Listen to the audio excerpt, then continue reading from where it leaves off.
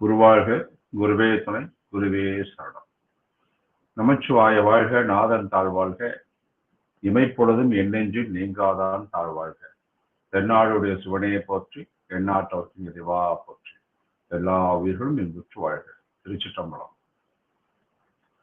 சாகாத வரமும் தனித்த பேரறிவும் மா காதலில் சிவ வல்லப சித்தியும் செயற்கிரு மணந்த சித்தியும் இன்பமும் மயக்கருத்து அரும்திரள் வன்மையதாகி பூரண வடிவாய் பொங்கி மேல் ததும்பி ஆரண முடியுடன் ஆகம முடியும் கடந்து எனது அறிவான் கணமேல் சபினொடு நடம் திகழ்கின்ற மெய்ஞான ஆரம்புதே சச்சிதானந்த தனிமுதல் அமுதே மெய்ச்சிதாகாச விளைவருள் அமுதே ஆனந்த அமுதே அருளொளி அமுதே தான் அந்தமிழா தத்துவ அமுதே நவநிலை தரும்போர் நல்ல தெல்லமுதே சிவநிலை தனிலே திரண்ட உள்ளமுதே பொய்படா கருணை புண்ணிய அமுதையை கைவிடா பெரும் சீர் கடவுள் வானமுதே அகம் புறம் அகப்புறம் ஆகிய புறப்புறம் உகந்த நான்கிடத்தும் ஓங்கிய அமுதே பணிமுதல் நீக்கிய பரம்பர அமுதே தனி முதலாய சிதம்பர அமுதே உலகளாம் கொள்ளினும் உழப்பிலா அமுதே அலைகளா பெருந்திரள் அற்புத அமுதே அனைத்து உயிர்களும் சிவ அமுதன் பெற்று சிவமாதல் வேண்டுவதன்றி வேறொன்று வேண்டேன் என் பரசிவ குருவே. குருவாழ்க, குருவே துணை, குருவே சரணம். இந்த விதைக்குள் விதை தளத்துல ஞானத்தை சுவைப்பதற்காக காத்து கொண்டு இருக்கக்கூடிய அனைத்து ஞான உள்ளங்களுக்கும் எங்களுடைய பிரம்மஞான பொற்சபை குழுவின் சார்பாக வணக்கத்தையும் ஆசீர்வாதத்தையும் தெரிவித்துக் கொள்கின்றோம். இனிய இரவு வணக்கம். இன்றைக்கு நாம பேச இருக்கிற தலைப்பு ரொம்ப ரொம்ப முக்கியமான ஒரு தலைப்பு. இந்த தலைப்பு ஒவ்வொருக்குள்ளேயும் கேள்விகளாக ரீங்காரம் விட்டுக்கிட்டே அப்பப்போ வரதான் செய்யுது. இது இல்லாத மனிதர்கள் கிடையாது. அத்தனை பேத்துக்கு இந்த தாகம் உண்டு. என்ன தலைப்பு? பிறவி சுழலில் இருந்து எப்படி விடுபடுவது? பிறவி சுழலில் இருந்து எப்படி விடுபடுவது? இதுதான். இதை பத்தி தான் இன்னைக்கு நம்ம இனிமையாக உங்களோட உரையாட போறோம், சிந்திக்க போறோம். கிட்டத்தட்ட ஒரு மனிதன் தன் வாழ்க்கையில 1/3 கிட்டத்தட்ட சுமாரா ஒரு 20 வருஷம் தூக்கத்திலே செலவிருக்கான்னு சொல்லி இன்றைய விஞ்ஞான ஆய்வுகள்லாம் சொல்லுது. ஆனா இந்த தூக்கத்தை நம்ம யாராவது கண்டுக்கிறோமா? அது தொடர்ந்து நம்ம அதை புறக்கணிச்சுட்டு தான் வரும். யாருமே அதை பத்தி சிந்திக்கிறதே கிடையாது. ஒருவரும் அதன் மீது தியானத்தையும் வைப்பதும் கிடையாது. ஏன் இப்படி எல்லாம் இருக்கு? உணர்வு மனத்தின் மீது மனிதர் அளவுக்கு அதிகமாக கவனம் செலுத்துறாங்க. இந்த உணர்வு மனசு மேலதான் மனிதர்கள் அதிகமாக கவனத்தை செலுத்திட்டு வராங்க. இந்த மனசுக்கு 3 பரிணாமம் இருக்கு ஐயா. அதாவது 3 நிலைகள் இருக்கு. சடப்பொருளுக்கு எப்படி 3 நிலைகள் இருக்குதோ அதே மாதிரிதான் மனசுக்கும் 3 நிலைகள் இருக்கு. அதுல ஒரு நிலை என்ன? உணர்வு மனம். இன்னொன்னு உணர்வற்ற மனம்.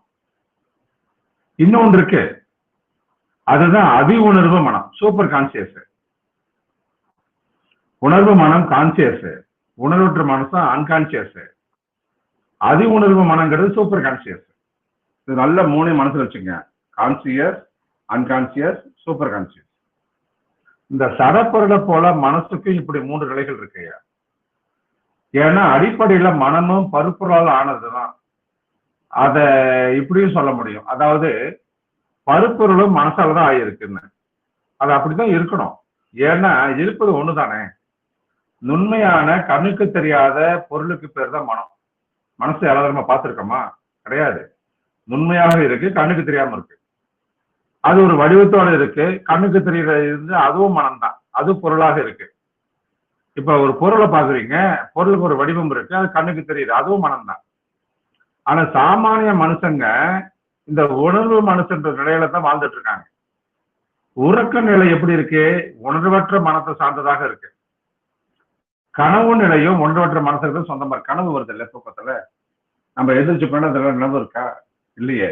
நடக்கிறதும் நினைக்கிறதும் எப்படி உணர்வு மனசோடையே இருக்கோ அதுக்கு பேர் தான் நடப்பதும் நினைப்பதும் எப்படி உணர்வு மனசோட இருக்குதோ அப்படித்தான் தியானமும் பரவசமும் அது குறிக்கக்கூடிய அதி உணர்வும் மனசும். அப்ப மனசுடைய இந்த நிலவரத்துக்குள்ள நம்ம மெல்ல மெல்ல போக வேண்டிய கட்டாயம் இருக்கு. அப்ப மனசை பத்தி நினைவில் கொள்ள வேண்டிய முதல் செய்தி என்ன தெரியுமா? அது ஒரு பனிப்பாறை மாதிரி இருக்கும். அதனுடைய உச்சி பாகம் மட்டும்தான் வெளியே தெரியும், அது உங்க கண்களாலையும் பார்க்க முடியும். ஆனா மொத்தத்துல அது 10ல ஒரு 9 பாகம் நீருக்கடியில தான் இருக்கும், மறந்துட்டு இருக்கும். ஒரு பாகம் தான் மேல தெரியும். ஆழத்துக்குள்ள போகாத இருக்கிறப்ப சாதாரண மக்கள் அந்த பனிப்பாறை எவ்வளவு பெருசு இருக்குன்னு அவங்களால யூகிக்க முடியுமா? முடியாது இல்லையா? இதுல மூன்றாவது நிலை ஒண்ணு இருக்கு. இந்த பனிப்பாறை ஒரு பகுதி ஆவி ஆகுதுன்னு வச்சுக்கலேன். அது ஆவியாகி மேகமாக வானத்துல பரவி மிதந்துட்டு இருக்கும். அது உணர்வற்ற மனசை கண்டுபிடிக்கிறது கஷ்டமாக இருக்கக்கூடிய ஒரு நிலைப்பாடு. மேகத்தை எப்படி எட்டு பிடிக்க முடியாதோ, ஏறக்குறைய முடியாத காரியமோ, அதை போலதான் பனிப்பாறைகளுடைய பகுதி அப்படித்தான் இருக்கும். அது ஆவியாகி விட்டுச்சுன்னா ரொம்ப கஷ்டம், இருக்கிறத கண்டுபிடிக்க முடியாது. அதனால இந்த தியானம் தவம் இப்படிலாம் ஒரு விஷயம் மக்களுக்கு இன்னைக்கு எல்லா இடத்துக்கும் சொல்லப்படுற விஷயமா இருக்கு. சமாதி கிட்டத்தட்ட ஒரு அசாத்தியமான செயலாக நம்மளுக்கு தான் இருக்கு. தியானம் பண்றாங்க, தபம் பண்றாங்க, ஆனா சமாதிக்குள்ள யாரும் போக முடியலையே. உங்களுடைய ஆற்றல் எல்லாமே மொத்தமாக சமாதிக்கு தேவைப்படுது. நம்ம முழு ஆற்றலையும் நம்ம கொடுக்கறதுக்கு தயாரா இல்லை இல்லையா? ஒரு அரை மணி நேரம் 1 மணி நேரம் தியானத்துக்கோ தவத்துக்கோ கொடுக்குறோம். சமாதியில நீங்க 24 மணி நேரத்துக்கு நீங்க கொடுத்தாகணும். அதுக்கு நாம இப்ப யாரும் தயாராக இல்லை. அப்ப ஒருவருடைய ஒட்டுமொத்த அர்ப்பணிப்பையும் அந்த சமாதியானது வேணும்னு கேட்கும். அப்ப மட்டும்தான் இந்த ஆவி போன்ற நிலவரமாக இருக்கக்கூடிய அதி உணர்வு சூப்பர் கான்சியஸ் மனசுக்குள்ள நம்மளால ஒரு வெற்றிகளாக செங்குத்தாக மேல் நோக்கி பயணம் போவது சாத்தியமாகும். உணர்வு மனம் இருக்கு. நான் பேசுறதை நீங்க எல்லாம் கேட்டுட்டு இருக்கீங்க இல்லையா? அது உங்களுடைய உணர்வு மனசுல கேட்டுட்டு இருக்கீங்க. நான் சொல்ற எந்த விஷயத்தையும் உங்களுக்குள்ள ஒரு உரையாடல நீங்க நிகழ்த்திக்கிட்டே இருப்பீங்க. உள்ளுக்குள்ள ஒரு வியாக்கியானம் ஓடும், அர்த்தம் ஓடிட்டு இருக்கும். அதெல்லாம் என்னது? உணர்வு மனம், கான்சியஸ் மைண்ட். ஆனா எதையும் நினைக்காம நான் பேசுறத உங்களால கவனிக்க முடியும். எதையும் நினைக்காமலே உங்களால கவனிக்க முடியும். நான் சொல்றத எதையும் எந்த வகையிலையும் மாத்தாம அது சரின்னோ தப்புன்னோ நீங்க திருப்பலம் சொல்லிக்காம ஆழ்ந்த அன்போடு இதயத்திலிருந்து நேரடியாக உங்களால கவனிக்க முடியும். எந்த விதமான மதிப்பீடும் செய்யாம மனம் கடந்து போயிடுச்சுன்னா ஆழ்ந்த அன்போட வெறுமனே உங்களை நீங்க பார்க்க ஆரம்பிச்சிருவீங்க. இங்க இதயம் கவனிக்குது, சந்தோஷத்துல துள்ளுது. இந்த நிலையில உணர்வற்ற மனம் உங்களை கவனிச்சுட்டு இருக்கு. அந்த நிலையில நான் எதை செஞ்சாலும் அது உங்க வேர்கள் வரைக்கும் அடியாளம் வரைக்கும் ஆழமாக போகும். ஆனா அந்த மூன்றாவது ஒரு வாய்ப்பு இருக்கு இல்லையா, அது சூப்பர் கான்சியஸ். அதுல நீங்க அதி உணர்வு நிலையிலிருந்து தான் உங்களால கவனிக்க முடியும். அந்த நிலையில இதயத்திலிருந்து அன்போடு கவனிப்பது கூட ஒரு தடங்களா போயிடும். மிக நுட்பமாகத்தான், ஆனா அன்பும் கூட ஒரு தடங்களாக அந்த இடத்துல மாறுவதற்கு வாய்ப்பு இருக்கு. இந்த மூன்றாவது நிலையில மனசுல ஒன்றும் இருக்காது, எந்த எண்ணமும் எந்த உணர்ச்சியும் அங்கு இருக்காது. முழுமையாக ஒரு வெற்றிடத்துக்குள்ள வெறுமைக்குள்ள நான் சொல்ல போகிற எந்த கருத்துமே எந்த நான் இருக்கின்ற எந்த இருப்புமே அப்படியே சென்று சேர்ந்துடும். இந்த நிலையில நீங்க கவனிச்சுக்கிட்டு அதி உணர்வு மனசுல இருந்து. இதுதான் அந்த 3 நிலைகள் தான் விழித்துக் கொண்டிருக்கின்ற நேரத்துல நீங்க உங்க உணர்வு மனசுல வாழ்வீங்க.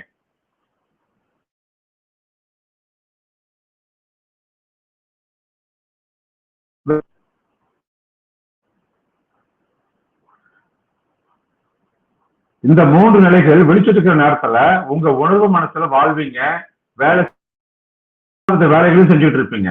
நீங்க தூங்குறப்ப உணர்வு மனம் செயல்படுறது கிடையாது. தூங்குறப்ப உணர்வு மனம் செயல்படுறது கிடையாது, அது ஓய்வெடுத்துட்டு இருக்கு. அப்ப இன்னொரு நிலையாக உணர்வற்ற மனம் இயங்க ஆரம்பிச்சோம். தூங்குறப்ப உணர்வு மனம் காணாம போயிடும், உணர்வில்லாத மனம் செயல்பட ஆரம்பிச்சோம். இந்த நிலையில உங்களால சிந்திக்க முடியாது. தூக்கத்துல உங்களால சிந்திக்க முடியுமா? முடியாது. ஆனா கனவு மட்டும் வரும் போகும். இந்த ஒரு ராத்திரிக்குள்ள தொடர்ச்சியா 8 சுழற்சிகளாக நீங்க கனவு காண முடியும். கொஞ்ச நேரத்துக்கு மட்டும்தான் நீங்க கனவு காண்றது கிடையாது. மீதி நேரம் முழுசுமே தொடர்ச்சியாக நீங்க கனவு கொண்டிருந்த இதை வாழ்றீங்க. தூக்கம் என்பது ஒரு விதமான ஒன்றுமின்மை, ஒரு வெறுமையாக இருக்கக்கூடிய ஒரு விஷயம்தான் அது. அதனால நீங்க எல்லாம் தூக்கி போயிடுறீங்க. அதுக்கும் உரிய ஒரு இருப்பு ஒன்று இருக்கதான் செய்யுது. உறக்கங்கிறது விழிப்பினுடைய எதிர்மறை மட்டுமல்ல, அது அவ்வளவுதான். அது என்றால் என்ன? அது தியானத்துக்கு ஒண்ணு முன்னாடி இருக்காது, பின்னாடியும் இருக்காது. ஆனா அந்த தூக்கம் இருள் போன்றதா சொல்ல முடியுமா? அது இருள் போன்றதும் கிடையாது, ஒளியாற்றுறதும் கிடையாது. தூக்கத்துக்கும் அதுக்குரிய உடன்பாடு தன்மைகள் இருக்கதான் செய்யுது. விழித்திருக்கிற நேரத்தை போல நீங்க தூங்குற நேரத்திலையும் நீங்க செயல் ஆக்கத்தோடு இருப்பீங்க. தியானத்தின் வழியாக தூக்கத்தினுடைய மர்மங்கள் உங்களுக்கு விளக்கமாக்கப்படும் போது விழித்திருப்பதற்கும் தூங்குவதற்கும் இடையே எந்த வேறுபாடும் இல்லைங்கிறத நீங்க கண்டுகொள்வீங்க. அந்த இரண்டுமே அவங்க அதனுடைய நிலையில செயல்பட்டுட்டே தான் இருக்கும். உறக்கங்கிறது விழிப்பு நிலையிலிருந்து வெறுமனே ஓய்வெடுப்பது கிடையாது. அது வேறு விதமான ஒரு செயல்பாட்டு தளம். அதனாலதான் கனவுகள் அங்கே வட்டமிட்டு சிறகடிச்சு பறக்கும்.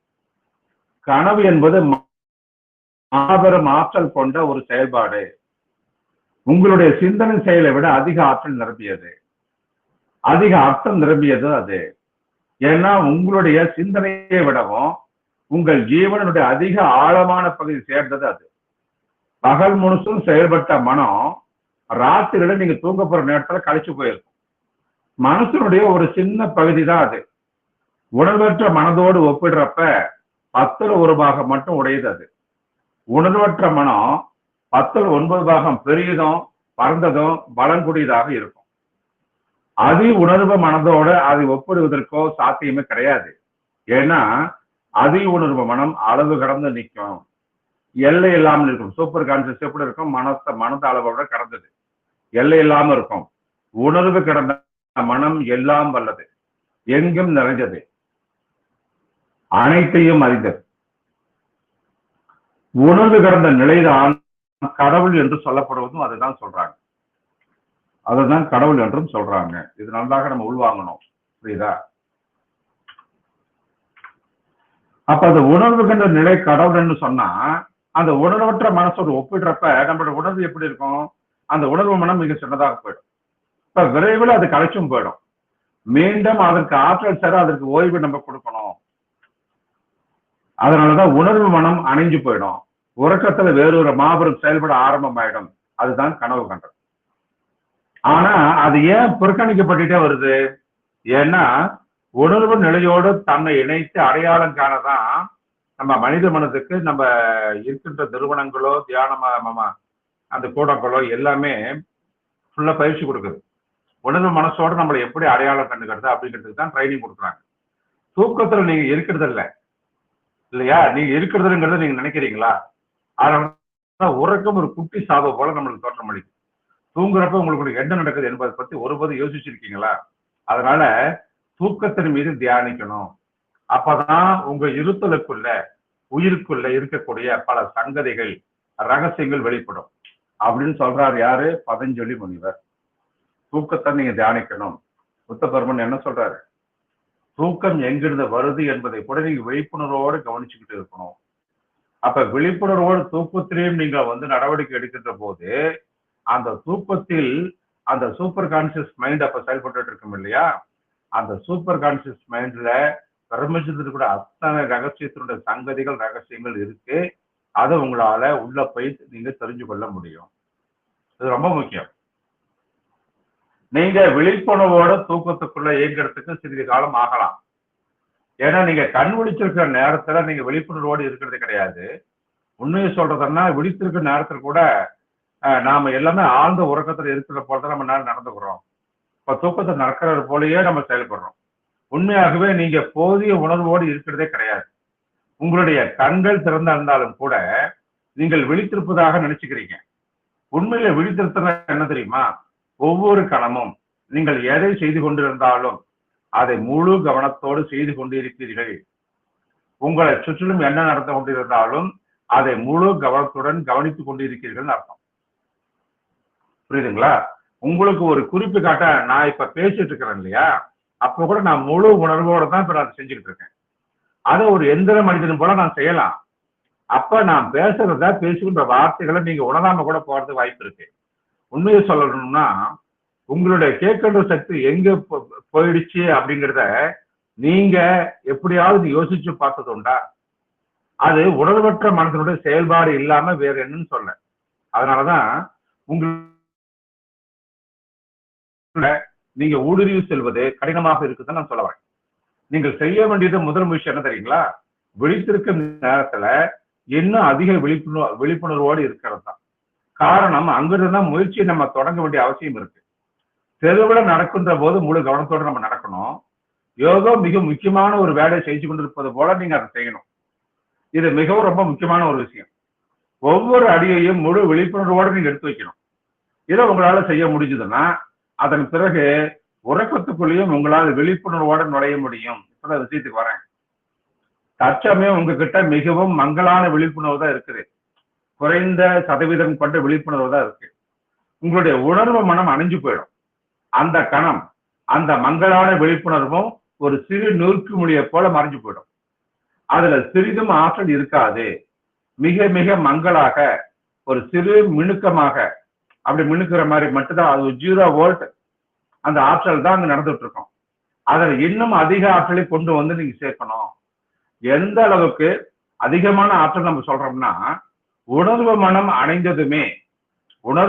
அணைந்ததுமே விழிப்புணர்வு தானாகவே தொடர ஆரம்பிக்கணும். விழிப்புணர்வுடன் நீங்கள் உறக்கத்தில் ஆழ்ந்து போகணும். இது நிகழ முடிகிற சாத்தியம்தான். நடக்கிறது, சாப்பிட்றது, குடிக்கிறது, குளிக்கிறது, இப்படி உங்களுடைய எல்லா நடவடிக்கைகளை நீங்க விழிப்புணர்வோடு செஞ்சுக்கிட்டே வந்தீங்கன்னா, நாள் முழுசுமே நீங்க எதை செஞ்சு கொண்டிருந்தாலும் அதெல்லாமே செய்கின்ற செயல்ல முழு விழிப்புணர்வோடு இருப்பதற்கான உங்களுடைய அகப்பயிற்சிக்கு ஒரு வாய்ப்பாக அது அமையும். அதனால செயல்பாடு 2ஆம் நோக்கமாக மாறிடும். அந்த செயல்பாட்டினுடைய வழி பயிலக்கூடிய விழிப்புணர்வே முதன்மை நோக்கமாக மாறிடும். இப்ப செயல்பாடு 2வது நிலைக்கு போயிடும், அந்த விழிப்புணர்வு முதல் நிலைக்கு வந்துடும். அப்ப முதல் நிலையில் விழிப்புணர்வோடு இருந்துட்டு செயலை பண்ணிட்டு இருப்பீங்க. இப்ப செயல் புரிஞ்சுக்கிட்டு விழிப்புணர்வுக்கு நீங்க முயற்சி பண்ணிட்டு இருப்பீங்க. இப்ப இது அனுபவத்துக்கு வந்த பின்னாடி என்ன ஆகும்? விழிப்புணர்வுல இருந்துகிட்டே அந்த செயல்களை நீங்க செஞ்சுட்டு இருப்பீங்க. நடக்கிறது, தூங்குறது, ஓடுறது, ஓடியாடுறது, இதெல்லாம். அப்ப ராத்திரி ஆனதுமே எல்லா நடவடிக்கையும் நிறுத்திட்டு நீங்க தூங்க போகிறப்ப அந்த விழிப்புணர்வு தூக்கத்திலையும் தொடர்ந்து வரும் இல்லையா? நீங்க ஆழ்ந்து உறங்கிட்டு இருந்தாலும் சரி, விழிப்புணர்வு அதை கவனிச்சுக்கிட்டே இருக்கும். இது தூக்கத்தை. ஆமா, உங்க உடம்பு உறக்கத்துல ஆழ்ந்து போயிட்டு இருக்கு. மெல்ல மெல்ல உடல் இளைப்பாற தொடங்கும். உங்களுக்குள்ள நீங்க அப்படி சொல்லிக் கொள்வதால் கிடையாது, நீங்க பேசாம அதை கவனிக்கிறீங்க. மெல்ல மெல்ல தூக்கத்துக்குள்ள போறத நீங்க அப்படியே கவனிக்க ஆரம்பிங்க. மெல்ல மெல்ல எண்ணங்கள் கொஞ்சம் கொஞ்சமாக மறைகிறது உங்களால பார்க்க முடியும். அப்ப எண்ணங்கள் சுத்தமா மறைகின்ற பொழுது அந்த இடத்துல ஒரு இடைவெளி, ஒரு வெற்றிடம் தோன்றும். அப்ப டக்குன்னு அந்த இடைவெளியை, அந்த வெற்றிடத்தை நீங்க பிடிச்சிடணும். அந்த லாவகத்தை, அந்த ஒரு புள்ளியை நீங்க பிடிச்சிடணும். அவ்வளவுதான். அந்த புள்ளியை பிடிச்சிட்டீங்கன்னா நீங்க சூப்பர் கான்சியஸ் மைண்ட்ல அழகா உட்காந்துருக்கலாம். இது போக போக உலகம் உங்களை விட்டு மிக தொலைவில் போற மாதிரி உங்களுக்கு ஆரம்பத்தில் இருந்திருக்கும். இந்த பயிற்சிகளுக்கு முன்னாடி உங்களுடைய இருத்தலின் அடித்தளத்துக்குள்ள, உணர்வற்ற மனசுக்குள்ள நீங்க போயிட்டு இருப்பீங்க முன்னாடி. இப்ப விழிப்புணர்வோடு தூக்கத்துல நீங்க உங்களால போக முடிஞ்சா இரவிலும் அது அந்த விழிப்புணர்வு உங்களை தொடர்ந்துகிட்டே இருக்கும். அதனாலதான் உறக்கம் கொடுக்கும் அறிவின் மீது தியானிக்கணும்னு பதஞ்சலி முனிவர் சொல்றாரு. உறக்கம் கொடுக்கும் அறிவின் மீது தியானிக்கணும், விழிப்புணர்வோடு இருக்கணும். அதனால அதிக அறிவை கொண்டு வரதுக்கு தூக்கத்தால முடியும். ஏன்னா தூக்கத்துல உங்களுடைய மனம், உங்களுடைய மூளை அவ்வளவு அமைதி நிலையில் இருக்கும். மூளை என்னைக்கு எவ்வளவு அந்த ஆழ்ந்த அமைதியில் இருக்கோ, அதீதமான அறிவுகளை உங்களால அழகாக உங்கள் தேகத்துல அழகாக கொண்டு வர முடியும். காரணம், அதுதான் உங்களுடைய பொக்கிஷாலையாக இருக்கு. அதுதான் உங்களுடைய பல பல பிறவிகளுடைய சேமிப்பு கிடங்காக இருக்கு. அங்கதான் ஏராளமான செய்திகளை, வாழ்வினுடைய ரகசியங்களை நீங்க சேமிச்சு வச்சிருக்கீங்க சாப்ட்வேர் மாதிரி. முதல்ல நீங்க விழித்திருக்கிறப்ப, அந்த விழிப்பு நிலையில நீங்க இருக்கிறப்ப விழிப்புணர்வோடு இருக்கிறதுக்கு முயற்சி பண்ணிக்கிட்டே இருக்கணும். அதுக்கு பின்னாடி விழிப்புணர்வு தானாகவே அதிக ஆற்றலுடையதாக மாறிடும். அப்ப நீங்க என்ன செஞ்சுக்கிட்டு இருந்தாலும் பரவாயில்ல, உண்மையாவே நீங்க நடந்து கொண்டிருந்தாலும் சரி, அல்லது ஒரு கனவுல நடந்து கொண்டிருந்தாலும் சரி, எந்த வேறுபாடும் அங்க கிடையாது. விழிப்புணர்வோட நீங்க உறக்கத்துக்குள்ள ஆளும் போது இணைப்புகள் கீர் போடுறோம்ல, அந்த இணைப்புகள் எப்படி மாறுதுங்கிறத முதன்முறையாக நீங்க பாப்பீங்க. பகல்ல போறப்போ ஒரு வண்டி ஒரு டாப் ஸ்பீட்ல போயிட்டு இருக்கோம். தூக்கத்துக்குள்ள போறப்ப கீரை அப்படியே மைனஸ் பண்ணிக்கிட்டே நம்ம வருவோம். 5வது கீர்ல போன வண்டி 4வது கீரு, 3வது கீரு, 2வது கீரு, 1வது கீருக்கு போறப்ப நம்ம காலும் உணர்வும் கையும் சொல்லுதில்ல, இப்ப ஸ்பீடு குறையுது, ஸ்பீடு குறைச்சு சொல்லிக்கிட்டே இருக்கும்ல. மெல்ல மெல்ல மெல்ல மெல்ல உங்க சுயத்துக்குள்ள ஆழமாக நுழைய போறீங்க. அப்ப இந்த வித்தியாசத்தை, இந்த கீர் மாறுது இல்லையா, இந்த இணைப்புகள் மாறுது இல்லையா, வேகமாக போன மனம், அந்த உணர்வு மனம் உணர்வற்ற மனத்துக்கு உள்ள வருகின்ற பொழுது அப்படியே ரிவர்ஸ் கீர் மாதிரி வந்துட்டு இருக்கும். அப்ப அந்த நிலையில விழிப்புணர்வோடு நீங்க இருந்தீங்கன்னா இந்த மாற்றங்களை உங்களால் நன்றாக பார்க்க முடியும். இந்த விழிப்பு தன்மை மறைந்து மனம் அணைந்து வேறொரு மண்டலம் அங்க செயல்பட போறத ஒரு சொடக்கு நேரத்தில் உங்களால் பார்க்க முடியும். ஒரு சொடக்கு போற நேரத்தில் உங்களால் பார்க்க முடியும். அந்த உயிர் இருத்தல், அந்த செயல்படுகின்ற முறைகளை, அந்த இணைப்புகள் உங்களுக்கு மாற்றி கொடுக்கறத உங்களால பார்க்க முடியும். அந்த அமைதியான சூழல்ல உயிரானது மலர்ந்து மனம் வீசுறத கண்ணால உங்களால பார்க்க முடியும். எவ்வளவு பெரிய விஷயம் அது. இதை நீங்க செஞ்சு பார்த்தாதான் இதெல்லாம் அனுபவிக்க முடியும். இணைப்பு மாறுகின்ற பொழுதெல்லாம் ஒரு நடுநிலை இணைப்பின் வாயிலாகத்தான் நீங்க மாறி ஆகணும். உங்களோட சுயத்தினுடைய மையப்பகுதிக்கு வந்துட்டு தான் இந்த சேஞ்ச் ஆகணும். உணர்வு மனம், உணர்வற்ற மனம், அந்த அதிகுணர்வு மனம் எல்லாமே அங்கதான் செயல்பட ஆரம்பிக்கும். இதை மட்டும் மறந்துடாதீங்க. அந்த இடைவெளியில அந்த ரெண்டுக்கும், உணர்வு மனத்துக்கும் உணர்வற்ற மனத்துக்கும் இடையே இருக்க அந்த இடைவெளி இருக்கு இல்லையா, அந்த இடைவெளி பற்றிய விழிப்புணர்வோடு நீங்க இருக்கணும். அந்த இடைவெளியில நீங்க உங்களுடைய அதி உணர்வு மனசனுடைய முதல் தரிசனத்தை பார்ப்பீங்க. அந்த உணர்வு மனமானது உணர்வற்ற மனமாக மாறுறப்ப ஒரு கணத்தை விட குறைந்த அளவு நேரத்துக்கு அதி உணர்வு நிலைக்கு உங்களால போயிட முடியும். கான்சியஸ் மைண்ட்ல இருந்து அன்கான்சியஸ் மைண்டுக்கு நீங்க சேஞ்ச் ஆகிறப்ப அந்த இடைவெளியை உங்களால கணிக்க முடியுதுன்னா ஒரு கணத்துல உங்களால சூப்பர் கான்சியஸுக்கு போயிட முடியும். அந்த சூப்பர் கான்சியஸ் எப்படி இருக்குன்னு உங்களால பாத்திர முடியும். முதல்ல நீங்க உணர்வற்ற மனம் பற்றிய விழிப்புணர்வு உள்ளவராக நீங்க இருக்கணும். உணர்வு உள்ள மனசு கொண்ட விழிப்பு உங்களுக்கு தேவையில்லை. உணர்வற்ற மனசுல எப்படி விழிப்புணர்வோடு இருக்கிறதுங்கிறத நீங்க தெரிஞ்சுக்கணும். அதுதான் உங்களுடைய வாழ்க்கையில மாபெரும் மாற்றத்தை கொண்டு வந்து உங்களுக்கு கொடுக்கும். உங்களுடைய கனவுகளை நீங்க கவனிக்க தொடங்கியதுமே 5 வகையான கனவுகள் வருவதை நீங்க கண்டுபிடிக்க முடியும். 5 வகையான கனவுகள் வருவதை உங்களால கண்டுபிடிக்க முடியும். முதல் வகை கனவு வெறும் குப்பை தான். ஆனா ஆயிரக்கணக்கான உளவியல் பகுப்பாய்வாளர்கள் என்ன சொல்றாங்க, முழுக்க அந்த குப்பையை தான் இன்னமும் கிளறிக்கிட்டே இருக்காங்க. இது அறவே பயனில்லாத போற ஒரு கனவு. நாள் முழுசும் வேலை செஞ்சு நீங்க நிறைய குப்பைகள் சேர்த்துக்கிட்டே தான் இருப்பீங்க. உடல்ல அழுக்கு படிஞ்சா உங்களுக்கு குளியல் தேவைப்படுது இல்லையா, உங்க உடம்ப நீங்க சுத்தம் செஞ்சுக்கணும் இல்லையா, அப்படிதான் மனசுல அழுக்கு படியுது. மனசை நீங்க குளிப்பாட்டுறதுக்கு நம்மளுக்கு வழி தெரியல. அதனால அது குப்பை தொட்டியா இன்னும் அதிகமான பெரிய குப்பை தொட்டியா மாறிட்டு இருக்கு. அதனால எல்லா அழுக்குகளையும் குப்பைகளையும் அகற்றிட மனம் ஒரு தானியங்கி யுத்திய ஆட்டோமேட்டிக் ஒரு பிளான் அது வச்சிருக்கு. அதுதான் முதல் வகை கனவுகள். மனசில் சேர்ந்த குப்பைகளை மனம் அகற்றுவது. மனம் அற்றதான் முதல் வகையான கனவுகளாக வெளிப்படுகிறதே தவிர வேற ஒன்றும் கிடையாது. மனம் அற்றுப்போவது, மனம் அறுவது. மேலும் இந்த கனவுகளுடைய மிகப்பெரிய பகுதி, ஏறக்குறைய 90% கனவு மனசாக இப்படி தூக்கி எறியப்படுற வெறும் குப்பைகளாக மட்டும்தான் இருக்கு. அதன் மீது நம்ம அதிக கவனத்தை நம்ம செலுத்தக்கூடாது. அதனால உங்களுடைய விழிப்புணர்வு வளர வளர எது குப்பை என்பதை உங்களால கண்டிப்பாக கண்டுகொள்ள முடியும். அதுதான் விஷயம். 2வது வகை கனவு இருக்கு. ஒரு விதமான விருப்ப நிறைவேற்றலை கொடுக்கக்கூடியது அது. உங்களுடைய தேவைகள், இயல்பான இயற்கையான தேவைகள் பல இருக்கும். ஆனா மத பூசாரிகளுக்கும் மத ஆச்சாரியர்களுக்கும் இவங்களுக்கெல்லாம் உங்க மனசை எப்பயுமே பாத்தீங்கன்னா அப்படி இப்படின்னு சொல்லி சொல்லி உங்களோட மனசை விஷமாக்கிட்டாங்க.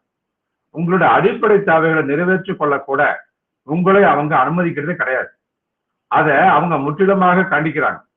அதனாலதான் இந்த பாவ உணர்வு, சாப உணர்வு உங்களுக்குள்ள கூடிய இருக்கு. இது செஞ்ச பாவம், அது செஞ்ச பாவம், இது செஞ்ச சாப மந்திரம், பிரம்மகத்தி, தோச மந்திரம், இதெல்லாம் சொல்றதெல்லாம் காரணம் இந்த 2வது வகை கனவுல வர்ற விஷயம் தான்.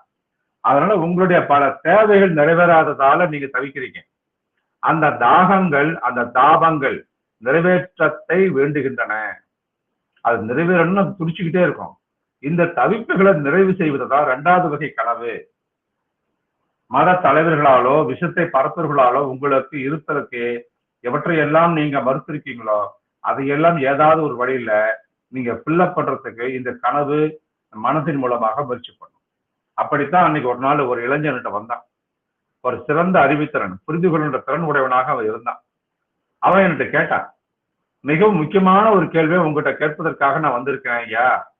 ஏன்னா என்னுடைய முழு வாழ்க்கையுமே அதைத்தான் அந்த கேள்வியில தான் இருக்கு. திருமணம் செஞ்சு கொண்டு போய் என்ன வற்புறுத்துறாங்க. ஆனா எனக்கு அது எந்த அர்த்தமும் இருக்கிறதாக தெரியல. எனவே நான் உங்ககிட்ட கேள்வி கேட்க விரும்புறது, திருமணம் அர்த்தம் நிறைந்ததா இல்லையா, மன வாழ்க்கையே நான் நுழைவதா வேண்டாமா அப்படின்னு கேள்வி கேட்கறான். நான் அவன்கிட்ட சொன்னேன், இதனடா இவ்வளவு பெரிய விஷயத்தை கேட்கறான். இப்ப கேட்டா நம்ம வந்து குருகுலம் நடத்துறதெல்லாம் பாத்தீங்கன்னா இவன் ஏதோ சன்னியாசி நடத்துறதுன்னு நினைச்சுப்பாங்க. நாங்க லௌகிக வாழ்க்கையில் எல்லாரும் வாழ்க்கையில் எடுத்துக்கிட்டு இதெல்லாம் பண்ணிக்கிட்டு இருக்கோம். இவன் எப்படி ஒரு கேள்வி கேட்டான். அவன் கட்ட பிரம்மச்சாரி, அவன் கல்யாணம் பண்ணிக்கிட்டு அந்த பையனுக்கு விருப்பம் இல்லை. அப்ப நான் அந்த பையன்கிட்ட சொல்றேன், உனக்கு தாகம் எடுக்கிறப்ப நீ தண்ணி குடிக்கிறது அர்த்தம் நிறைஞ்சதா இல்லையா, நான் தண்ணீர் அர்த்தம் ஊதா கூடாதா அப்படின்னு நீ கேட்பியா? இந்த இடத்துல அர்த்தம் பற்றிய கேள்வி அங்க எழல. நீ தாகமாக இருக்கிறாயா இல்லையாங்கிறது தான் கேள்வி. என்னப்பா நான் சொல்றது உனக்கு புரியுதா அப்படின்னு நான் கேட்டேன். தண்ணீர்ல எந்த அர்த்தமும் இல்லாம இருக்கலாம், தண்ணீரை குடிக்கிறதுலையும் எந்த அர்த்தமும் இல்லாம இருக்கலாம். ஆனா அதெல்லாம் தேவையில்லாம செய்தி தான். தேவையான செய்தி என்ன, நீ தாகமா இருக்கியா இல்லையாங்கிறது தான். நீ எத்தனை தடவை குடிச்சாலும் கூட திரும்ப திரும்ப உனக்கு தாகம் எடுக்கும் இப்படின்னு உனக்கு தெரியும் இல்லையா? எனக்கும் அது தெரியும். அப்ப இதுக்கு மனம் சொல்லும், அப்படின்னா இதுல என்ன அர்த்தம் இருக்கு, இதுல என்ன நோக்கம் இருக்கு, தண்ணி குடிக்கிறது ஏதாவது நோக்கம் இருக்கா? எத்தனை தடவை குடிச்சாலும் திரும்ப திரும்ப தாகம் எடுக்குது இல்லையா? செக்கு மாற்று பிழைப்பாதான் இது இருக்கும், வேற எந்த அர்த்தம் இருப்பதாக தெரியல. இப்படித்தாப்பா உணர்வு மனம் வேலை செய்யுது. உனக்கு தேவைன்னா அதை பயன்படுத்து, தேவைன்னு விட்டுட்டு அடுத்த வேலையப்பா அப்படின்னு நான் சொன்னேன். இப்படித்தான் உணர்வு மனம் உங்களுடைய முழு இருத்தலின் மீது ஆதிக்கம் செலுத்த முயற்சி பண்ணிக்கிட்டே இருக்கும். எப்படி ஆதிக்கம் செலுத்துவதற்கு முயற்சி பண்ணிக்கிட்டே இருக்கும். ஏன்னா அர்த்தம் என்பது உணர்வு மனத்தை சேர்ந்தது. உணர்வற்ற மனதுக்கு எந்த அர்த்தமும் கிடையாது. அதுக்கு பசி தெரியும், தாகம் தெரியும், மற்ற தேவைகள் அனைத்துமே தெரியும். ஆனா அர்த்தம் எதுவுமே அதுக்கு தெரியாது. ஏன் பசிக்குது, ஏன் தாகம் எடுக்குது, ஏன் இந்த தேவைகள்லாம் வருதுன்னா அதுக்கு தெரியாது. எதுக்கு? உணர்வற்ற மனசுக்கு. அப்ப உண்மையை சொல்லணும்னா வாழ்க்கைக்கு அர்த்தம் இன்னும் எதுவுமே கிடையாது. அதை நீங்க கேட்டா நீங்க தற்கொலையை தான் கேட்டுட்டு இருப்பீங்க. நீங்க தற்கொலையை கேட்டுட்டு இருக்கிறதா அர்த்தம். வாழ்க்கைக்கு அர்த்தம் ஒன்று எதுவுமே கிடையாது. அது அதன் பாட்டுக்கு பயணம் பண்ணிக்கிட்டே போய்கிட்டே இருக்கும், அவ்வளவுதான். அதுதான் வாழ்க்கை. வாழ்க்கைன்னா என்ன, அது எப்படி எதுக்காக பிறந்ததோ அதை நோக்கி அதை பயணம் பண்ணி போய்கிட்டே இருக்கும். நீ வரீங்களா வரலையா அதை பத்தி கவலைப்படுறது இல்லை. செஞ்சு போனா சந்தோஷம், அதோட முரண்பட்டா உங்களுக்கு துக்கம். அதுவும் அர்த்தம் இல்லாம அதற்கான அவசியமும் இல்லாம அது அவ்வளவு அழகாக இருக்கும். வாழ்க்கை அவ்வளவு அழகானது. நீங்க அதோட தொடர்ந்து பயணம் பண்ண முடியாததுனாலதான் அது அழகில்லாம போகுது, கஷ்டமா இருக்கு, துயரமா இருக்கு. ஒரு மரம் இங்க இருப்பதற்கு என்ன பொருள்? ஒவ்வொரு நாளும் காலையில சூரியனும் மாலையில சந்திரனும் உதிக்கிறது என்ன பொருள் இருக்கு? ஒரு மரம் பூத்து குலுங்குது, அதுல என்ன பொருள் இருக்கு, அர்த்தம் இருக்கு? காலையில பறவைகள் பாடுது இல்லையா, அதுக்கு ஓடை தண்ணி ஓடிக்கிட்டே இருக்கு இல்லையா, அலைகள் பெருங்கடல அலைப்பாஞ்சுக்கிட்டே இருக்கு இல்லையா, பாறைகள் நம்மள திரும்ப திரும்ப மோதிக்கிட்டே இருக்கு இல்லையா, இதுக்கெல்லாம் என்ன அர்த்தம் இருக்குது? இதுக்கெல்லாம் எங்கதான் அர்த்தம் இருக்கா, பொருள் இருக்கா? அதனால அர்த்தம் என்பது என்ன, அது முழுமை உடையது கிடையாது என்பதுதான். முழுமையான அர்த்தம் இல்லாமல மிக அழகாக அவையெல்லாம் இருக்கா இல்லையா?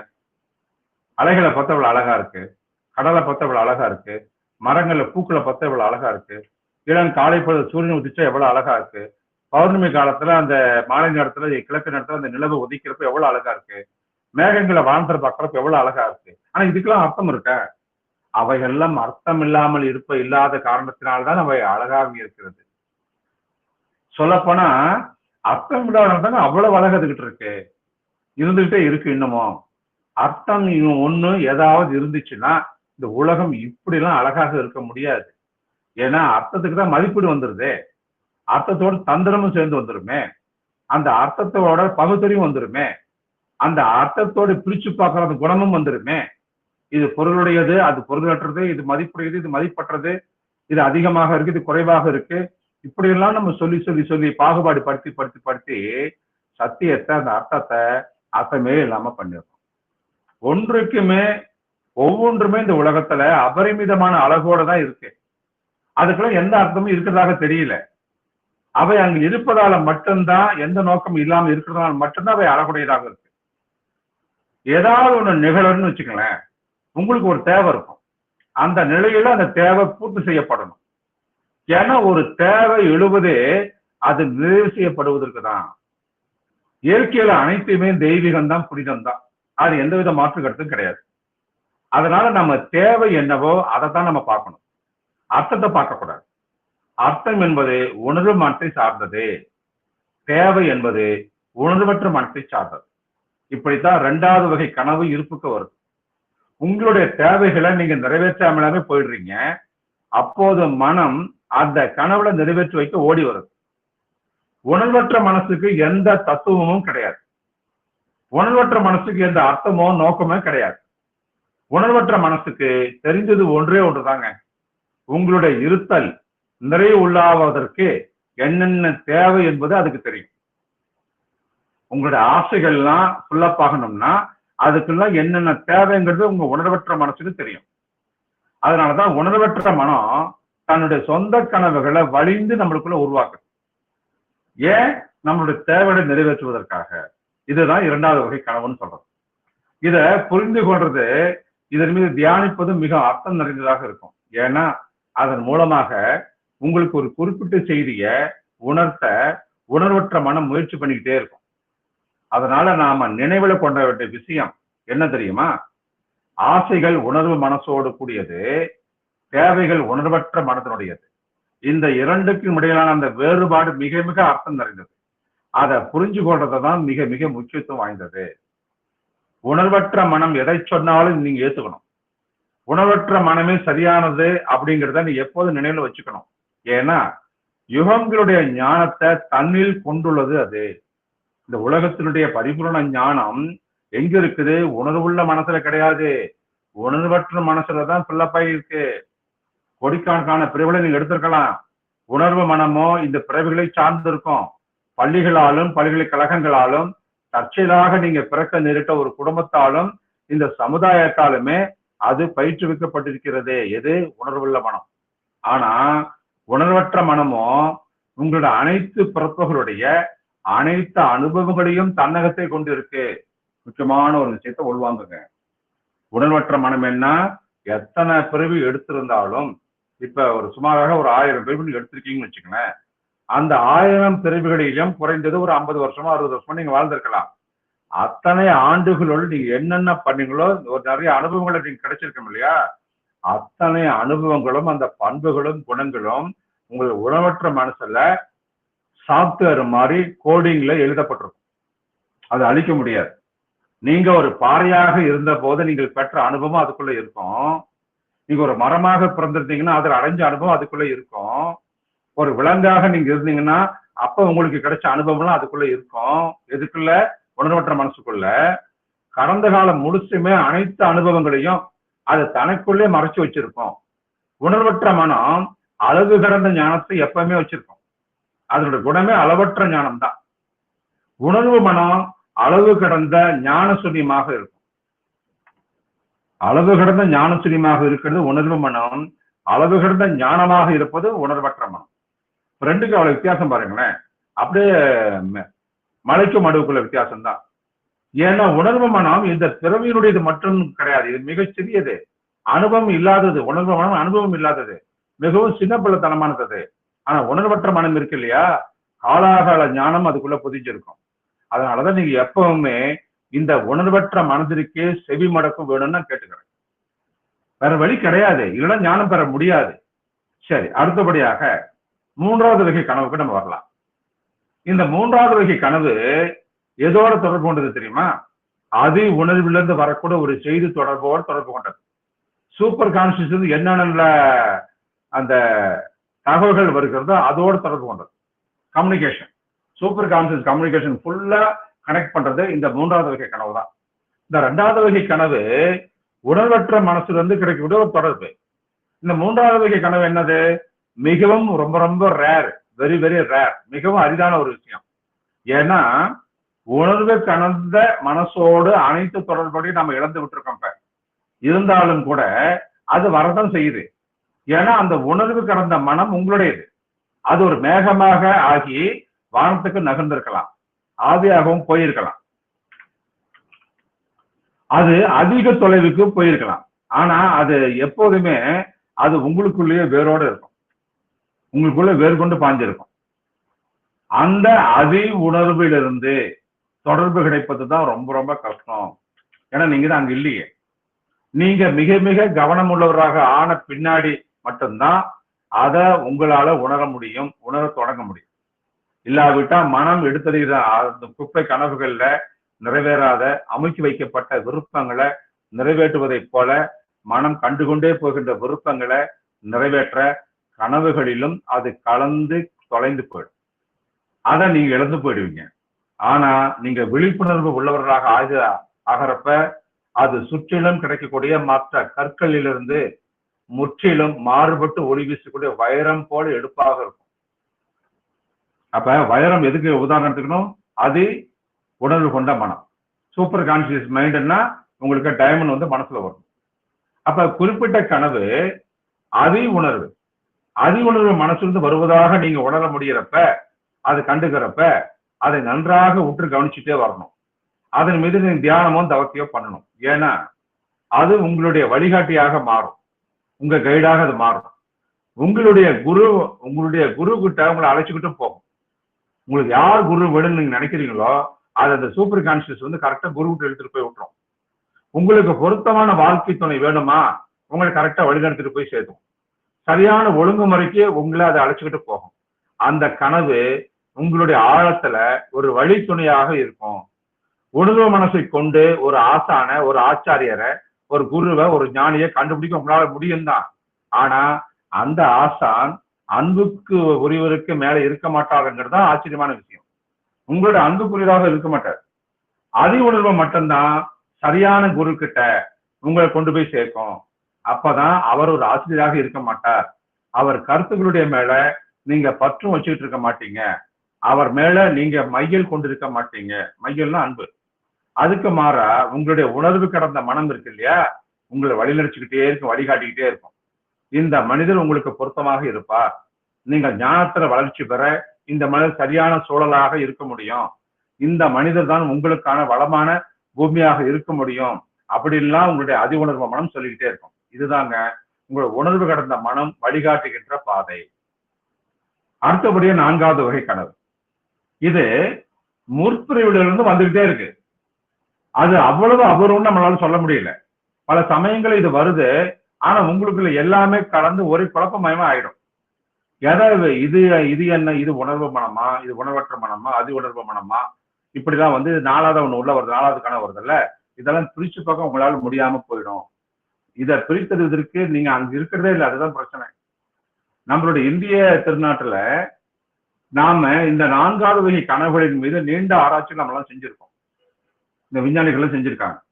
இந்த கனவுகளுடைய துணையோடு தான் மறுபிறவி என்ற நிகழ்வை நம்மால தற்செயலாக கண்டுபிடிக்க முடிஞ்சது.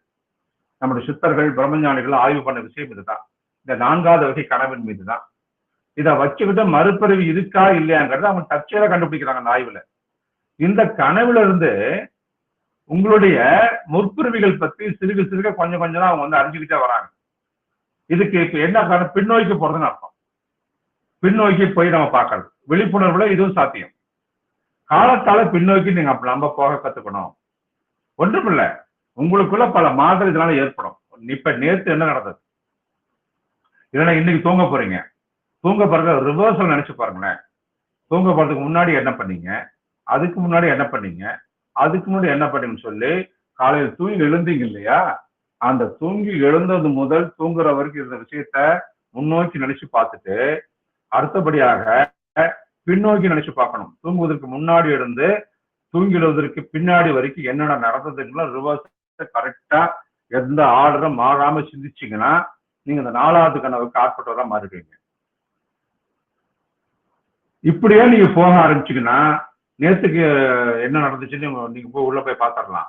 போன மாசத்துக்குள்ள நீங்க போய் பார்க்கலாம், போன வருஷத்துக்கு நீங்க டிராவல் பண்ணி பார்க்கலாம். அப்படியே கொஞ்சம் கொஞ்ச நாள் உங்களுடைய விழிப்புணர்வு அதிகமாக அதிகமாக அதிகமாக சென்ற ஜென்மத்துல நீங்க தாய் வயிற்றுல எப்படி இருந்தீங்கன்ற வரைக்கும் உங்களால போயிட முடியும். இந்த பிறவிட நீங்க பிறக்கிறப்ப குழந்தைய தான் அம்மா வயிற்றுல இருந்திருப்பீங்க. அப்போ உங்களால பின்னோக்கி பார்த்தா அம்மா வயிற்றுல நீங்க என்னென்ன பண்ணிட்டு இருந்த வரைக்கும் உங்களால பார்க்க முடியும். அப்ப பல புதிய விஷயங்கள் இதுல அர்த்தமுடையவர்களாக மாறும். உங்களுடைய ஒட்டுமொத்த வாழ்க்கை அந்த பயணமே பாணியே சுத்தமா மாறி போயிடும். உங்களுடைய ஒட்டுமொத்த பார்வையினத்துல மாறி இருக்கும்.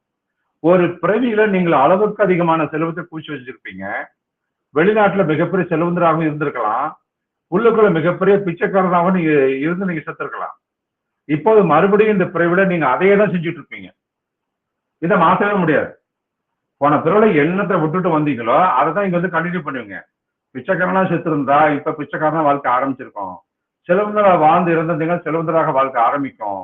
நீங்க ஞானத்தை அடைபடியாம அதுக்குண்டான பாதையில போய் செத்துருந்தீங்கன்னா இந்த பிறகு ஞானத்துக்கு உண்டான விஷயத்துல நீங்க டிராவல் பண்ணிட்டே இருப்பீங்க.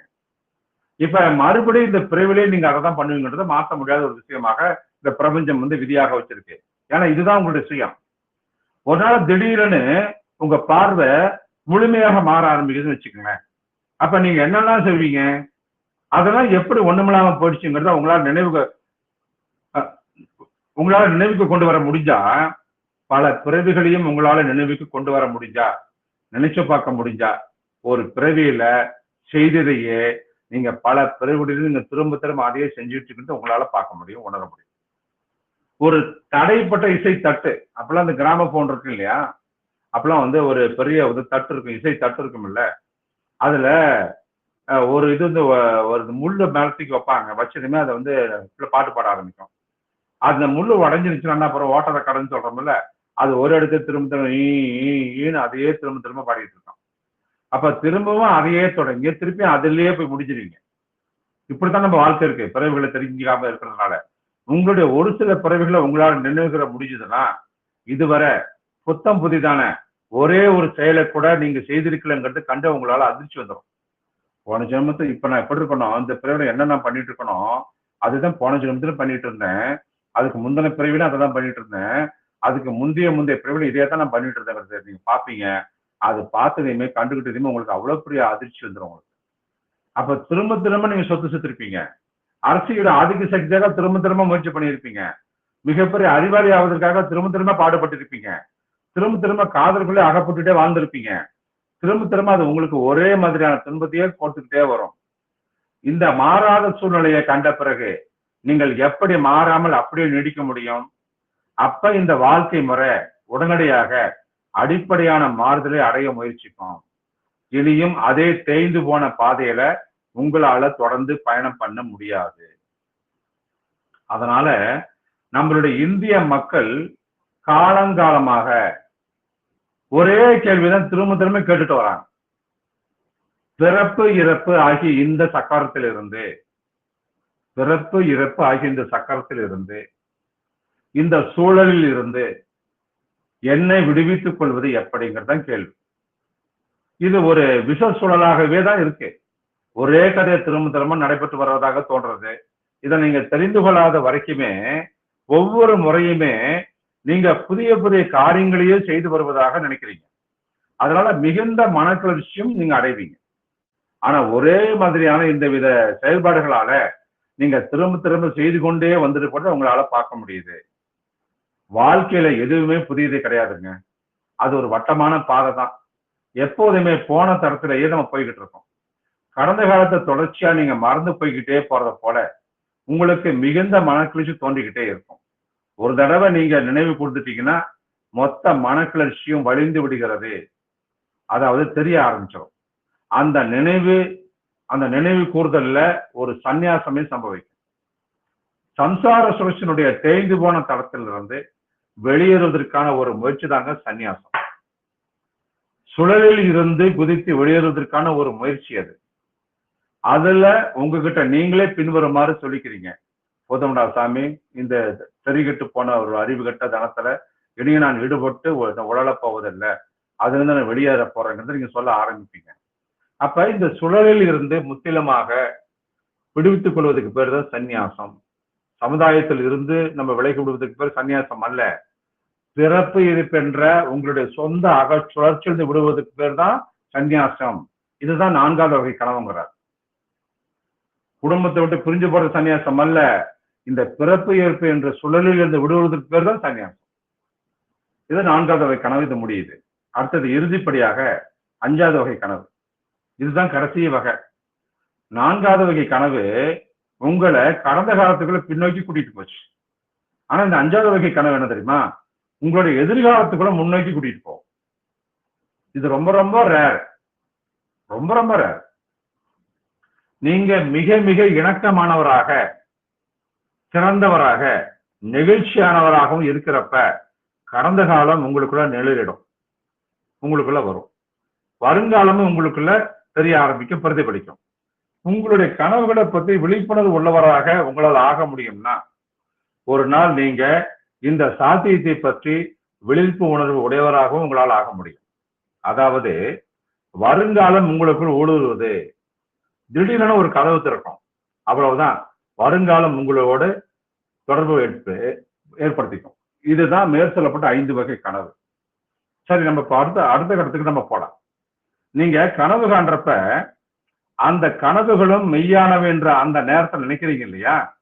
கனவு மெய்யானது அல்லங்கிறது தெரியும் உங்களுக்கு. அந்த கனவு கண்டு கொண்டிருக்கிறப்ப எவருமே நம்ம உணர்வது கிடையாது.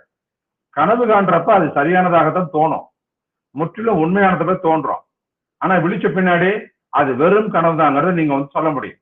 அது கனவுப்பா அப்படின்னு சொல்லுவீங்க. ஆனா அது அல்ல விஷயங்க. ஏன்னா இப்போ அது வேறொரு மனம், ஒரு உணர்வு மனம் இயங்கிக்கிட்டு இருக்கும். கனவு உண்மை இல்லைங்கிறதுக்கு இந்த மனம் ஒரு நேரடி சாட்சியாக இருக்க போறது கிடையாது.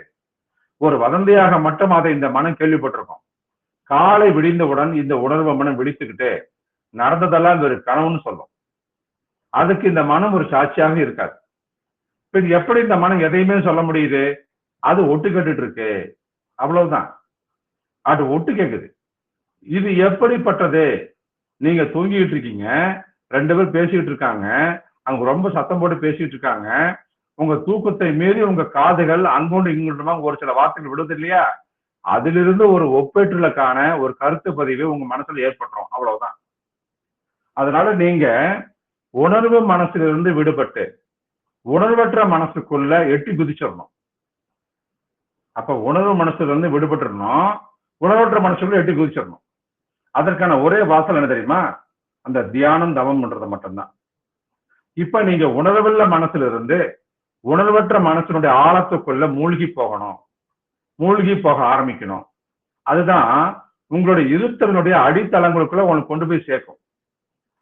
தூக்கத்துக்குள்ள, கனவுக்குள்ள நீங்க உங்களால் ஊடுருவ முடிகிற அளவுக்கு அதிகப்படியான விழிப்புணர்வை நீங்க சேர்த்துக்கணும், உங்க மூளையில சேர்த்து வச்சிருக்கணும். நீங்க விழிச்சிருக்கிறப்ப கூடுதல் விழிப்புணர்வோடு இருப்பது எங்கிருந்துங்கிறத நீங்க ஆரம்பிக்கணும். அது நீங்கள் உணர்வற்ற மனசை ஊடுருவி செல்வதற்கு உங்களுக்கு ஹெல்ப் பண்ணிக்கிட்டே இருக்கு. பின்னாடி அந்த உணர்வற்ற மனசுக்குள்ள கூடுதல் விழிப்புணர்வோடு உங்களால இருக்க பழக முடியும். அது உணர்வு கடந்த மனசை ஊடுருவ உங்களுக்கு உதவும். அப்ப இதுக்கு ஒரு ஆற்றல் தேவை இல்லையா? இப்ப உங்ககிட்ட இருக்கிற ஆற்றல் ஒரு சின்ன ஒரு மின் விளக்கு, ஒரு மின் வெளிச்ச அகல் விளக்கு மாதிரிதான் இருக்கு. அதெல்லாம் பத்தாது. விழிப்புணர்வுடைய வழியை உங்களால அதிக ஆற்றலை உருவாக்கி கொள்ள முடியும். பிரபஞ்சத்தினுடைய ஆற்றல்களை விழிப்புணர்வு வழியாக உங்களால் எளிதாக உறிஞ்சு கொள்ள முடியும். தண்ணீரை, பனிக்கட்டியை நீங்க வெப்பமாக்குற மாதிரி தான் அது. ஒரு பனிக்கட்டியை சூடாக்கினா அது உருகும். ஒரு குறிப்பிட்ட வெப்பநிலையில அது நீராக மாறும். பனிக்கட்டி முதல்ல நீராக மாறும் ஒரு வெப்பத்தை கொடுக்கிறப்ப. இன்னும் வெப்பத்தை கொடுக்கிறப்ப அது என்ன ஆகும்? ஆவியாகவே மாறும். இப்ப அந்த பனிக்கட்டி ஆவியாகணும்னு என்ன பண்றது? ஒரு 100 டிகிரி டெம்பரேச்சருக்கு அதை நீங்க சூடு பண்ணணும். அப்ப அந்த பனியிலிருந்து ஆவியாக ஆரம்பிச்சிடும். அந்த பனிக்கட்டினுடைய அளவும் தன்மையும் அப்பதான் மாறும் இல்லையா? அதனால முதல்ல விழித்திருக்கக்கூடிய நேரங்கள்ல அதிகமான விழிப்புணர்வு கவனத்தை நீங்க கொண்டவராக இருக்கணும். அதுதான் உங்களை குறிப்பிட்ட அளவு வெப்பநிலைக்கு கொண்டு வரும். உண்மையாகவே அது குறிப்பிட்ட அளவு உள்சூடு தான். உங்கள் உடலுடைய குறிப்பிட்ட அளவு வெப்பநிலையை தான் உணர்வற்ற மனசுக்குள்ள நீங்க ஏங்க உங்களுக்கு அது உதவும். பின்னாடி உணர்வற்ற மனசுக்குள்ள நீங்க ஏங்க உங்களுக்கு அது உதவும். பின் உணர்வற்ற மனசுக்கு அதிகப்படியான உணர்வுள்ளவராக நீங்க மாற முடியும். இதுக்கு இன்னும் கொஞ்சம் கூடுதல் பயிற்சி நம்மளுக்கு தேவை. இன்னும் கூடுதல் ஆற்றல் நம்மளுக்கு தேவை. அப்ப இந்த கூடுதல் ஆற்றல் நம்ம தேகத்துல உருவாக்கப்படணும். அதுக்கு பின்னாடி திடீரென ஒரு நாள் நீங்கள் மேல் நோக்கி இயங்கிட்டு இருப்பதை பார்க்க முடியும். நீர் எப்படி 100 டிகிரி டெம்பரேச்சர்ல ஆவியாக மாதிரி மேல் நோக்கி இயங்கிட்டு இருக்கோம், மேல் நோக்கி போதோ, அந்த மாதிரி கூடுதல் விழிப்புணர்வு, கூடுதல் ஆற்றல் உங்களுக்கு கிடைக்க கிடைக்க ஒரு கட்டத்துல நீங்க மேல் நோக்கி பயணம் பண்ணிட்டு உங்களால பார்க்க முடியும். நீங்க ஆவியா மாறின்னு வச்சுக்கங்களேன். இப்ப உடலோட எடை 60 கிலோ 70 கிலோன்னு வச்சுக்கங்களேன். இப்ப நீங்க மேல பறந்துட்டு இருக்கிறீங்க. இந்த எண்ணங்கள்ல இது கூடுதல் இந்த 5வது வகை கனவு மேல பறந்துட்டு இருக்கீங்க. அப்ப அந்த கனவுல உங்களுடைய உடம்பு வந்து எடை கொண்டதாக இருக்குமா? இந்த நிலைப்பாட்டை நீங்க கூடுதல் விழிப்புணர்வோடு இருக்கின்ற பொழுது உங்கள் தேகம் எடையற்றது போல இருக்கும். பியூபிஸ இந்த கிராவிட்டி ஃபோர்ஸ் உங்களை எப்பயுமே பாதிக்காது. உணர்வு கடந்தவராக நீங்க அங்க ஆயிருப்பீங்க. அதுதான் அர்த்தம். உணர்வுள்ள மனம் செயல்படாது, உணர்வற்ற மனம் அங்கு செயல்பட்டு இருக்கும். அப்ப அதி உணர்வு மனமானது அனைத்து ஆற்றலையும் தனக்குள்ள வச்சிருக்கும். அது எல்லாம் உடையதாகவும் இருக்கும், எல்லாம் அறிந்ததாகவும் இருக்கும், எங்கும் நிறைந்ததாகவும் இருக்கும். உணர்வு கடந்த மனம் எல்லா இடத்திலும் நிறைஞ்சிருக்கும். உணர்வு கடந்த மனசுக்கு இயலக்கூடிய எல்லா ஆற்றல்களும் அதனிடத்தில் இருக்கதான் செய்யுது. உணர்வு கடந்த மனம் எல்லாவற்றையும் பார்க்குது. பரிபூர்ணமாக முழுமையாக தெல்ல தெளிவான பார்வைய தன்னைத்தானே பார்த்து கொள்கின்ற பூரண அகப்பார்வை அது கொண்டு இருக்கு. அதனால உணர்வற்ற மனசை நீங்க கைவல்யப்படுத்தி சித்தி பெற்றுட்டீங்கன்னா அதுக்கு பின்னாடி உங்களால திருவிச்சுழல் என்பதிலிருந்து உங்களை நீங்கள் விடுவித்துக் கொண்டு அகன்று போய்விட முடியும், பிறவியில்லாத நிலையும் அடைய முடியும் என்று சொல்லி இந்த பேச்சுரையை இனித நிறைவு செய்கின்றோம். பிரபஞான பொற்சுவை குருகுலத்திலிருந்து உங்களுடைய ருத்ரசிவதா. எல்லா ஆவிகளும் இன்புற்று வாழ்க. திருச்சிட்டம்பலம், திருச்சிட்டம்பலம், திருச்சிட்டம்பலம்.